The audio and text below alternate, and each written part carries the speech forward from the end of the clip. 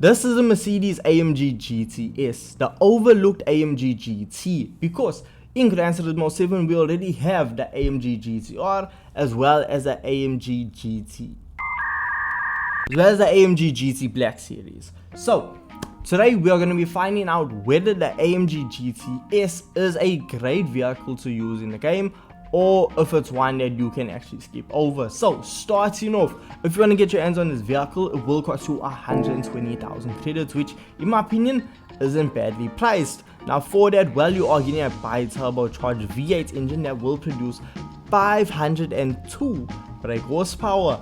Now it's also coming with a weight of 1,570 kg, so it is a bit on the heavier side. Now the AMG GT-S is actually 3 times less than the AMG Black Series, which is just absolutely mental. It's actually more than 3 times less, so let's find out if it's more than 3 times less vehicle. So to do that, we're gonna take the vehicle over to Kyoto Driving Park and put it up against some opponents and just see what the game considers competitive against this vehicle. Now around Kyoto Driving Park we found vehicles like the Lexus LFA, the Porsche 911, the Nissan GTR, the Toyota Supra, the Mercedes AMG GTR, funny enough, and in my opinion the vehicle that closely matches this has to be the Jaguar F-Type. I know it's not really the one I thought would be the closest feel to it, but it's honestly the Jaguar F-Type.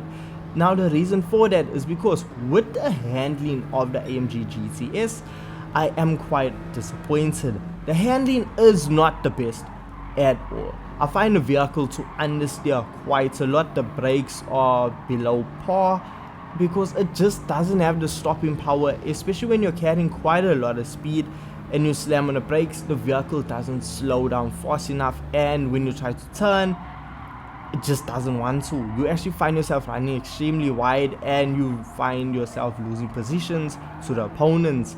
Now I haven't really found a vehicle running away from the opponents in this race, especially against the Lexus LFA. Like on the straightaway, the LFA was giving us a run for our money, and yeah, it was putting a lot of pressure on us. But honestly, the Mercedes-Benz AMG GT-S fared well against this competition, and I actually managed to win the event. Now when it came to lap times around Kyoto Driving Park, it says a 1 minute 50-second lap, so it isn't the fastest thing out there, but honestly a 1 minute 50 from a standard vehicle is not too shabby, and for 120,000 credits this is actually quite decent performance.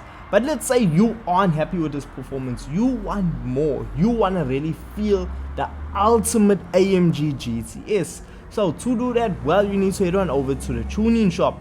Now in the tuning shop, well, you have the ability to spend a lot of money. Sadly we don't see stage 5 weight reduction, but we still have weight reduction, which is going to be the biggest changing factor with this vehicle.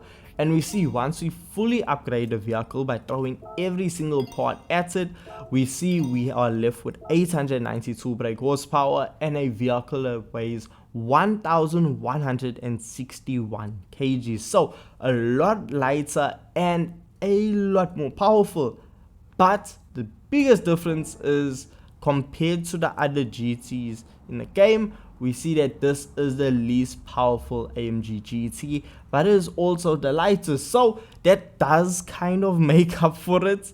But anyway, the main difference is what we are going to feel when we take a round circuit. But before we do that, we already upgraded the power, so why not upgrade the actual looks of the vehicle? And we see in GT Auto, well, we do have an option for a wide body kit, which just flares out. It doesn't really do much in my opinion. 2 options for a front lip, we have 2 options for side skirts, we have 1 option for a rear diffuser, we have 2 options for a rear wing, which is your type A, and a custom wing that you can create to make it your own, but really basic generic customization in my opinion. But hey, look, once you are finished with your AMG GT-S, you can then take it back out onto circuit and experience now the ultimate GT-S. So the opponents we are coming up against have drastically changed, because now we are running up against the Ferrari FXXK as well as the McLaren P1 GTR. So yeah, we are competing against some real big boys. Now when it comes to actually racing against these vehicles, I felt that the AMG GT-S was punching well above its weight class, and thankfully with us now having the ability to tweak the suspension and just affect the downforce, because that was the biggest issue in my opinion with its handling standard, we were now able to just improve the handling of the vehicle. Now I wasn't able to completely get rid of all of the understeer from the vehicle, but it has improved a lot and I'm so glad about it. So now we see lap times around Kyoto Driving Park around the 1 minute 35, 1 minute 34 second mark, which is competitive in my opinion. Now the biggest improvement has to be performance, because the way the car accelerates and just its overall ability to climb to a top speed is really drastic. It's improved so much, and paired with the braking upgrade, well, the car slows down now and you can actually just push the vehicle a lot harder than standard, and that's why we are able to set such a faster lap time. Now a 1 minute 34 is competitive, but it's nothing that's really overpowered or it's gonna really make you be the new meta vehicle. So we see fully upgraded on racing softs, max downforce, the vehicle produces a performance points rating of 783 performance points, which puts it in an awkward position because it's not gonna compete with the vehicles at the 800 performance points mark, but it's well above 700 performance points. Now what you can do is down tune it to 700 performance points. Now don't think you can use this vehicle for money grinding, because it's not really gonna be that good.